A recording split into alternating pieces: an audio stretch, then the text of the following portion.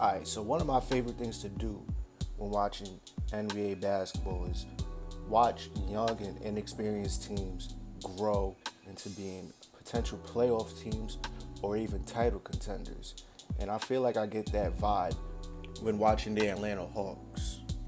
Now, the Hawks have a good number of young players like Trae Young, Kevin Herter, John Collins, and Taurean Prince. And they also got about two lottery picks coming in next year, their own pick, and the pick from the Dallas Mavericks in that Trae Young trade. And speaking on that trade, I never said this before on this channel, but nobody got robbed. And the only reason why people is saying something like that is because they look at Luka in Dallas and be like, oh, imagine if he was in Atlanta. But Trae Young has been doing great in Atlanta. It's not like they missing something or anything like that. He fits that role perfectly that they put him in. But would Luka be better in that? Maybe. But it's not like you taking a loss. That's like saying, oh, Denver didn't draft LeBron. They got Melo, and they took a loss because of that. But Melo's still a great player, or was a great player at the time. Doesn't make any sense. Because both teams will be ended up having two all-star type players.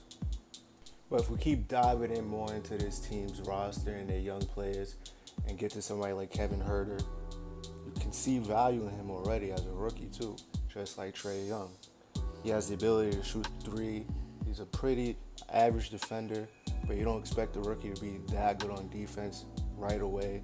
He's a decent rebounder for his size and plays really well with Trae Young. You know, in the draft, they compared him to Klay Thompson. In the draft, they also compared Trae Young to Curry. So they try to get that Golden State vibe with them, which I don't think they're going to be as good as Golden State's backcourt. But again, you never know. But right now, it doesn't look like they're going to be as good as what Golden State has right now. But that's what the Hawks would hope for. And now that I'm thinking about that draft, they also try to compare Omari Spellman to Draymond Green. So you see how the media was trying to push that Golden State initiative onto the Hawks too. But that's something to think about. But the real star that you can say for this team right now is John Collins. If the Hawks was a little bit better than what they are, and if they got a little bit more publicity to their team, maybe John Collins would be a candidate for most improved player.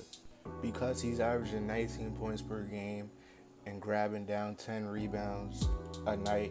And those are big jumps from his rookie season.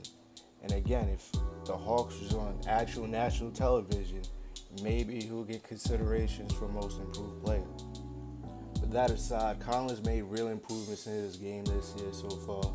I can say that he's made improvements in his rebounding. As I said before, he's averaging about 10 a game.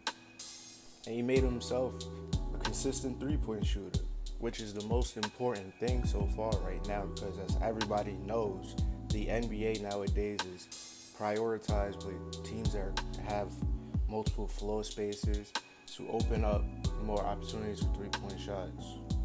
And I can even say that he matured as a player a little bit, because I remember in his rookie season, whenever he was next to the paint or by the paint, he would try to dunk everything. It doesn't matter if it was off a rebound, off of a pick and roll pass. Everything he tried to do was a dunk.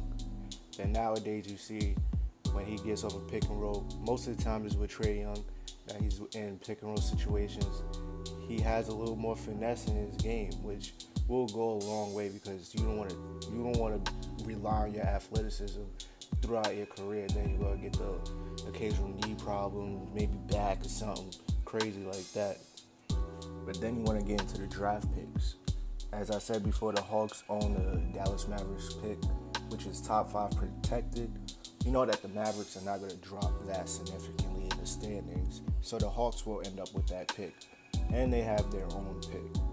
So judging by the standings and where the Hawks are right now, where the Mavs are right now, we can guess that the Hawks will end up with like a top 8 pick, top 7 pick. And as I look at some mock drafts, players in that range is looking like Cameron Reddish, Maybe Bobo you can snag. But the main objective when they get to the draft this offseason is to just fill the positions that you need.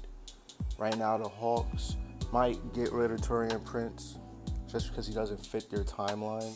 So maybe you can package him in a deal and get an even better pick, or they don't re-sign him and then replace him with somebody like Cameron Reddish. They don't really have a center right now. They're starting Alex Len. Basically, almost anybody can be an upgrade from him. But the Hawks are in a good place right now. Even though their record might not show it, the potential of this team is great. They have a real nice core. They can add upon that, like I said, in the offseason. They're in a good place. You can expect them to have a quick rebuild, kind of similar about like how Brooklyn had, but just with more talent, so it might even be faster. But if you enjoyed this video, it is very important that you subscribe to the channel. We're on a journey to 100 subscribers, and if you want to be on that journey, make sure you hit the subscribe button. This has been Money Mac, and I'm out.